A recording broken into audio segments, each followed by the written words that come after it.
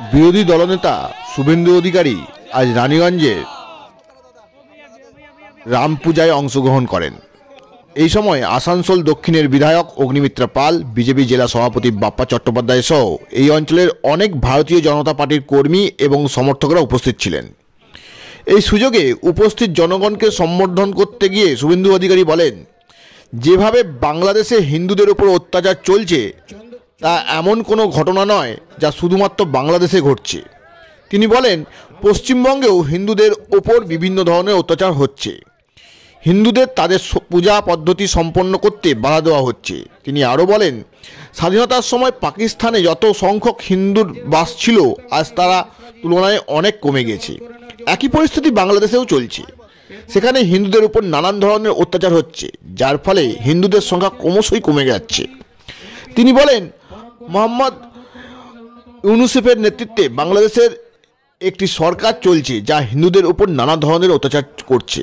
তিনি আরও বলেন, বাংলাদেশের হিন্দুদের উপর অত্যাচার করা অত্যন্ত চিন্তার বিষয়। পশ্চিমবঙ্গ প্রসঙ্গে তিনি বলেন, পশ্চিমবঙ্গে একটি সরকার চলছে যা তুষ্টিকরণীয় রাজনীতি করে। মমতা বন্দ্যোপাধ্যায়ের নেতৃত্বে পশ্চিমবঙ্গে এমন একটি সরকার চলছে যা ভোট ব্যাংকের রাজনীতির জন্য একটি বিশেষ সম্প্রদায়কে অনৈতিকভাবে সমর্থন করছে। তিনি স্পষ্ট বলেন, তিনি এখানে বসবাসকারী কোনো সম্প্রদায়ের বিরুদ্ধে নন, কিন্তু যেভাবে রোহিঙ্গা মুসলমানরা পশ্চিমবঙ্গে প্রবেশ করেছে তাদের জনসংখ্যার সমন্বয়ের সমস্যা দেখা যাচ্ছে। তিনি আরও বলেন, বিশ্বের সমস্ত হিন্দুর এক হওয়ার প্রয়োজন রয়েছে, না হলে যা হতে পারে তা বাংলাদেশে দেখা যাচ্ছে। তিনি আরও বলেন, চিন্ময় কৃষ্ণ প্রভুকে যেভাবে বাংলাদেশে কারাগারে রাখা হয়েছে তা প্রমাণ করে যে যদি হিন্দুরা এক না হয় তবে তাদের সঙ্গে কি হতে পারে।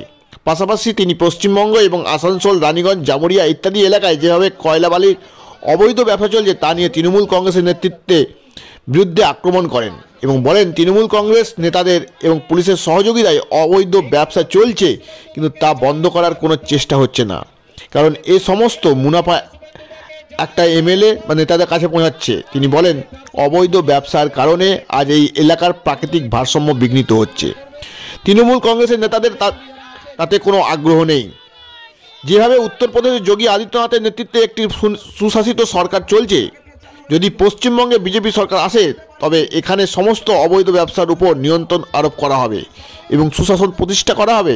আমরা শুনে নেব শুভেন্দু অধিকারী কি বললেন। গ্রামাঞ্চল শিল্পাঞ্চলের খবর, ব্যুরো রিপোর্ট। চলেছি প্রভু শ্রীরামকে সামনে রেখে,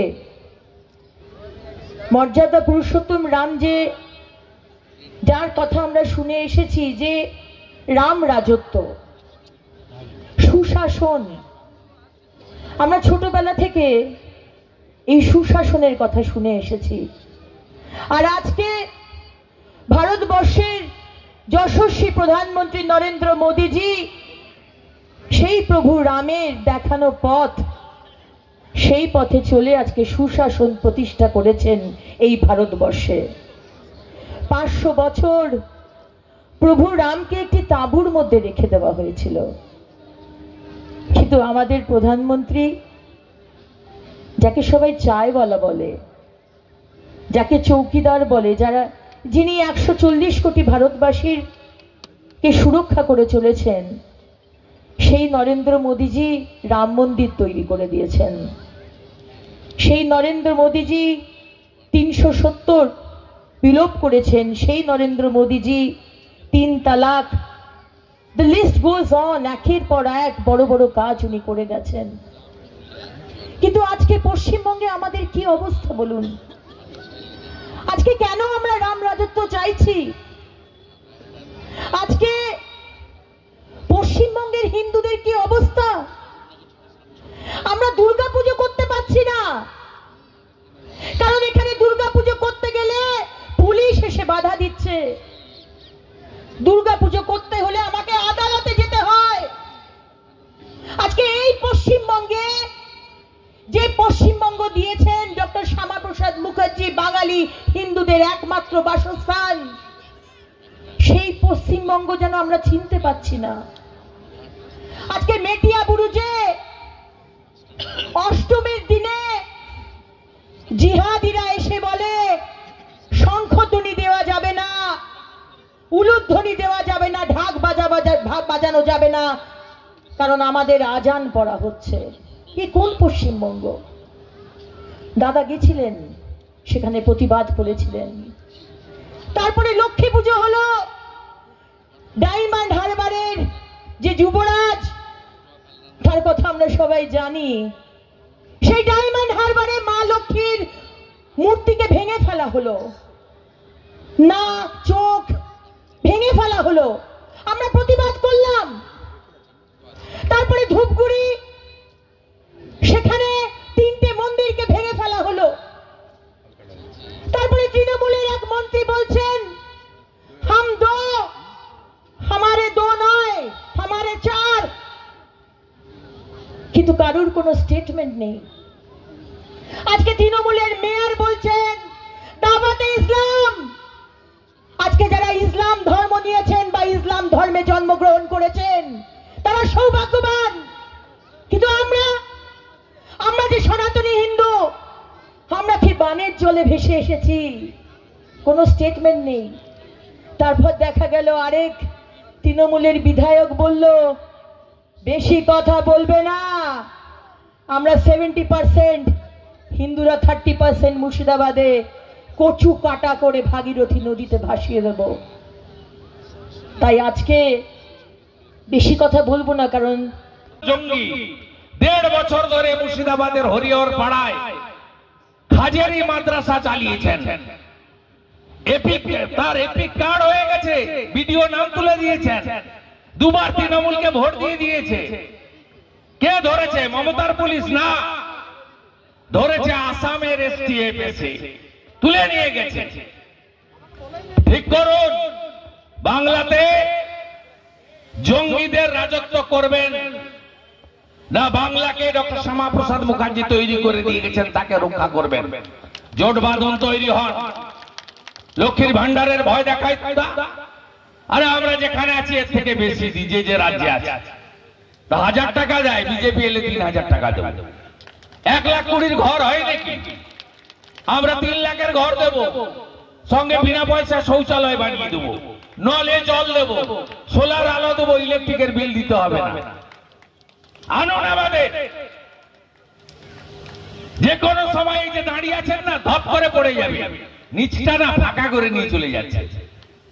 রানীগঞ্জ, আসানসোল, জামুরিয়া, পাণ্ডবেশ্বর, বারাবণী, ডাক্তার বাবু আছেন রানীগঞ্জে, গতবারই লড়েছিলেন। নিচটা একদম ফাঁকা করে দিচ্ছে, যে কোনো সময় খবর পাবেন ধপ করে পড়ে গেছে।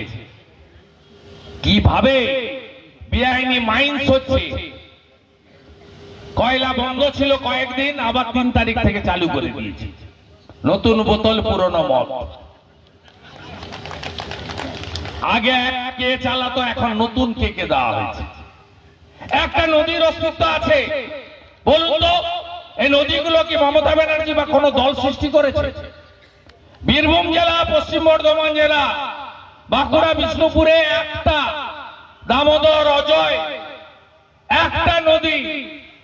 আপনি বলুন অস্তিত্ব রেখেছে এরা?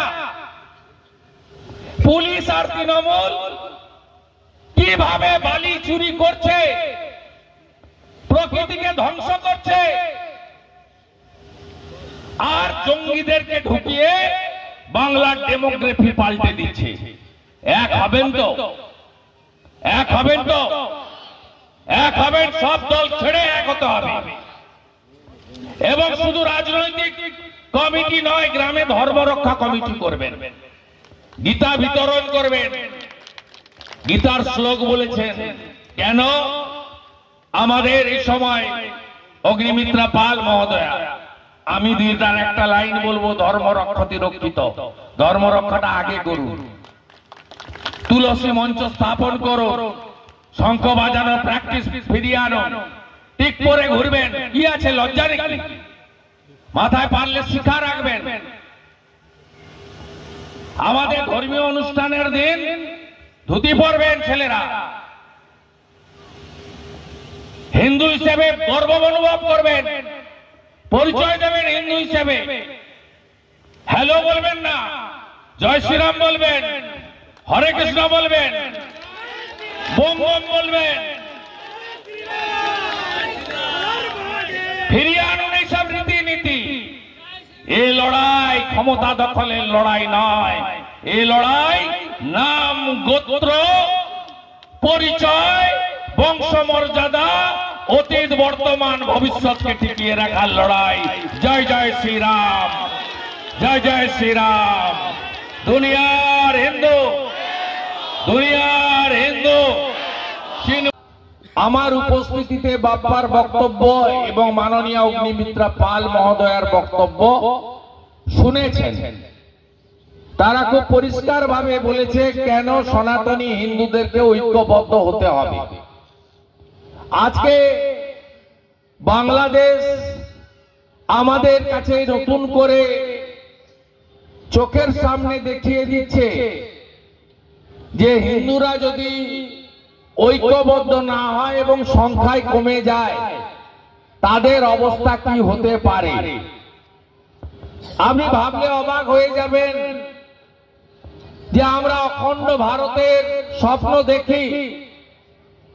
আপনি বলুন আফগানিস্তান থেকে পাকিস্তান, বাংলাদেশ, নেপাল, ভুটান, শ্রীলঙ্কা, তিব্বত, মায়ানমার, ব্রহ্মদেশ, কত বড় এই দেশ ছিল। এই দেশকে কেটে কেটে কেটে কেটে কোন জায়গায় নিয়ে গেছে। এবং অতীত ইতিহাস যদি দেখেন তাহলে আফগানিস্তান, কাবুল থেকে শুরু করে প্রত্যেকটা বড় শহরে হিন্দুরা, শিখরা, জৈনরা তারা সেখানে সমস্ত নেতৃত্ব দিতেন। আজকে সেই জায়গায় সম্পূর্ণভাবে শেষ করে নিয়েছে। সেখানে হিন্দু শূন্য, শিখ সমাজ শূন্য, জৈন সমাজ শূন্য।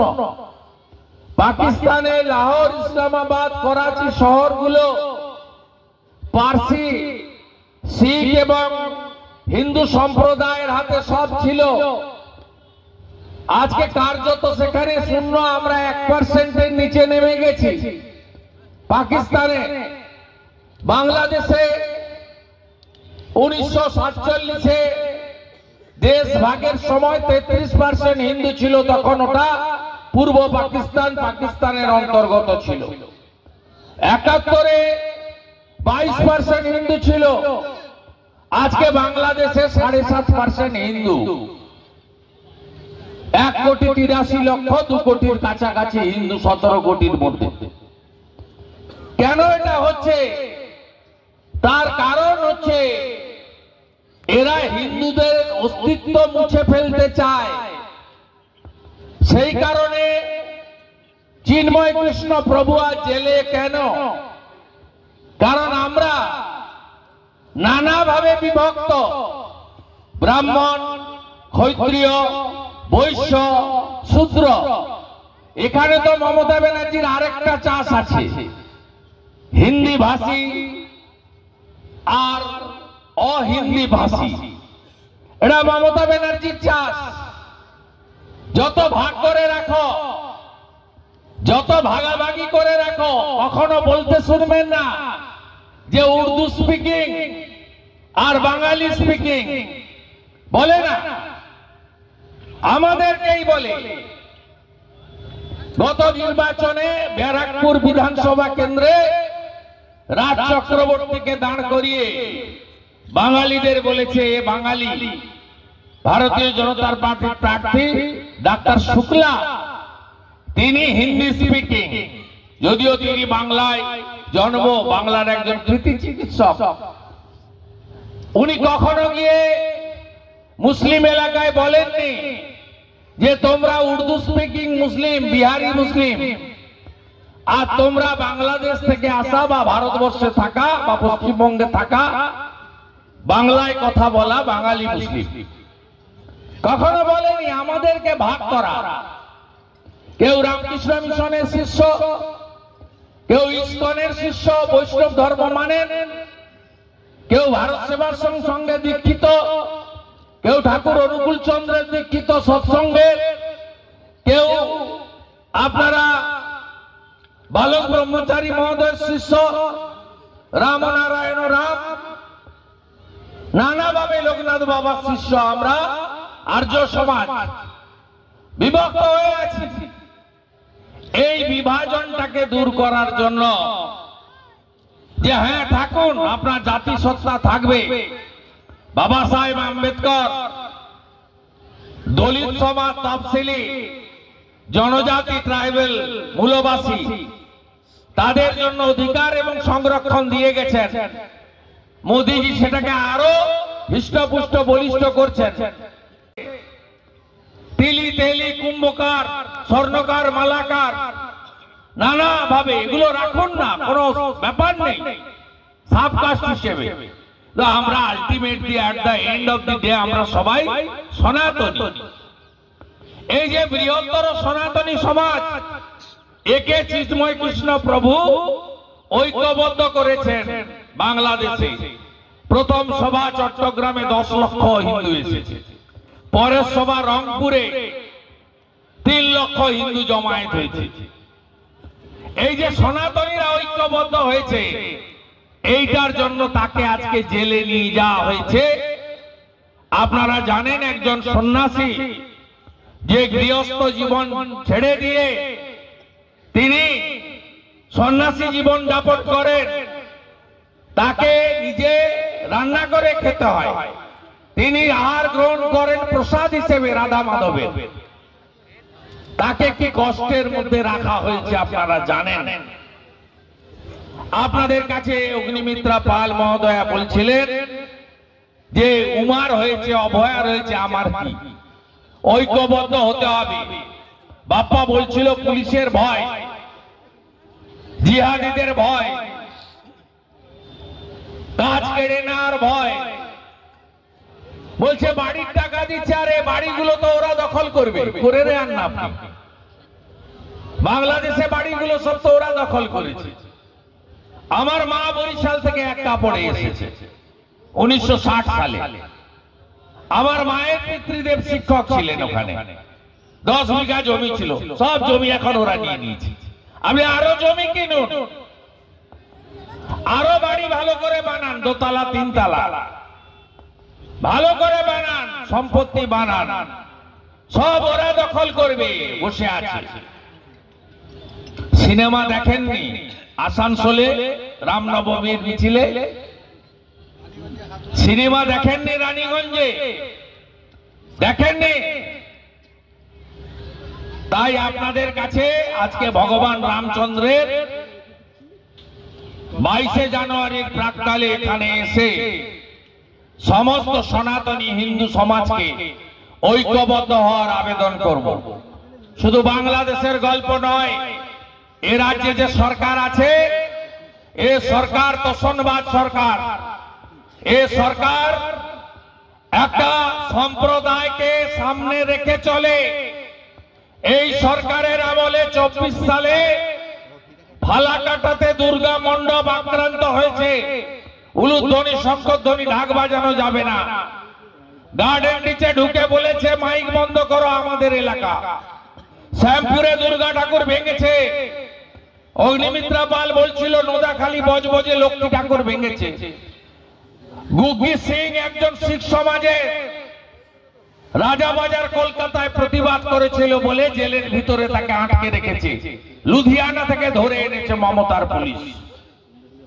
তাকে আর তার ছেলেকে প্রেসিডেন্সি জেলে আটকে রেখেছে। একটা শিখ সমাজের তরুণ নেতা রাজাবাজারে কালী ঠাকুরের মূর্তি ভাঙছিল। ওই শিখ ভাই তার প্রতিবাদকে নিয়ে, তার পরিবারকে নিয়ে প্রতিবাদ করেছিলেন বলে। কোথায় আছেন? বেলডাঙ্গার কার্তিক পুজোর দিন 50টা মন্দির ভেঙেছে, ঢুকতে দেয়নি কাউকে। 12 দিন ধরে আইসি জামাল ঘুষের টাকায় সংগ্রহ করে মন্দিরগুলো রিপেয়ারিং করেছে আর বাধ্য করিয়েছে হিন্দুদের ওই টাকা নিতে। কোথায় আছেন? ভালো আছেন না? বিধানসভায় বিল আছে ওয়াকফ অ্যামেন্ডমেন্ট বিলের বিরুদ্ধে। আমি বক্তৃতা করতে গিয়ে বলেছে মমতা ব্যানার্জি আগে এনআরসি আনুন, আগে এনআরসি আনুন। পশ্চিমবঙ্গে 1 কোটি রোহিঙ্গা মুসলমান ঢুকে আছে। আমাদের ভারতীয়দের নিয়ে কোনো বিরোধ নেই।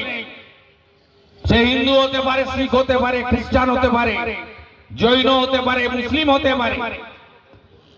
আমরা শরণার্থীদের ধর্মীয় কারণে যারা উৎপীড়িত হচ্ছে মোদিজি, অমিত শাহজি।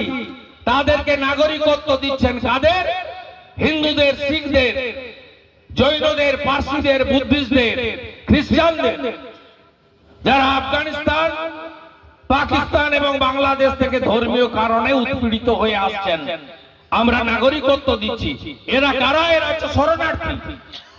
আর এই যে রোহিঙ্গা মুসলিম ক্যানিং থেকে জাভেদ মুন্সিকে ধরে আইডি তৈরি করতে পারে, এখানে সভা তো রানীগঞ্জের বাজার বা আরো দূর থেকে 2 কিলোমিটার দূর থেকে আইডি বিস্ফোরণ করিয়ে দিতে পারে। জাভেদ মুন্সি কে লুকিয়ে রেখেছিল? মমতা ব্যানার্জি।